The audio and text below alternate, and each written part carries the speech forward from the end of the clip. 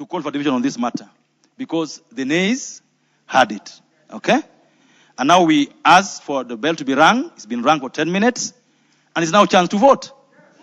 So I want us to keep calm so that we proceed with the House the way it should go on. But before we order. But before we vote, before we vote, I would like to give the majority leader a chance because it's the move of the bill, the clause we are trying to vote on. Order, members, order. Majority leader, go ahead. Honorable Chairperson, thank you for the opportunity before the vote. Honorable Speaker, you know, I said we are a house of debate and we make collegiate decisions as a house.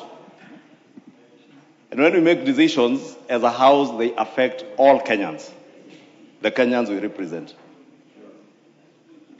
I have had very extensive discussions when you are lobbying here on the floor with the leader of minority and with the chair of the Finance and National Planning Committee on this particular issue. And I take great exception to what, rather note with appreciation what the leader of minority, Honorable Junet, said, that probably as much as we want to deal with tax evaders and people who want to evade tax, we also need to look at other laws. And especially what Junet said, we can also look at the laws that will make it compulsory for our judicial process to be concluded within a certain period. And you know, I am a leader who listens.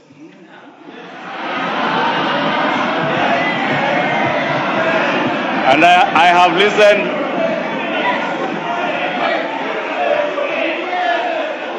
And I have listened to the honorable leader of the minority party, leader of the party called ODM.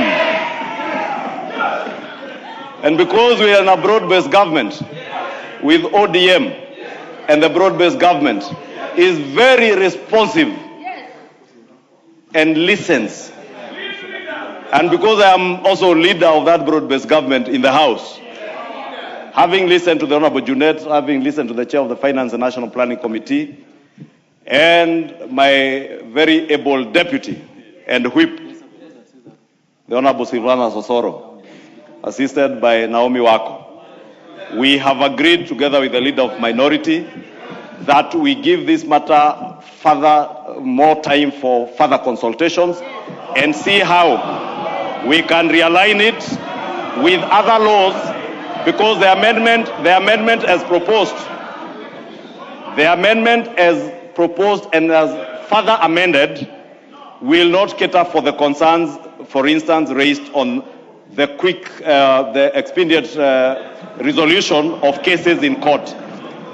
And let me say this, Honorable Speaker, because I am saying that because I want also to save our time. It is now 20 minutes to 8, and we need to go to our families. I will ask your indulgence that I withdraw both the amendment and the further amendment pending further consultations so that we are able to proceed. And I thank you all for your energy and determination to do what is right for Kenyans. Thank you. Thank you. Thank you so much. Honorable members.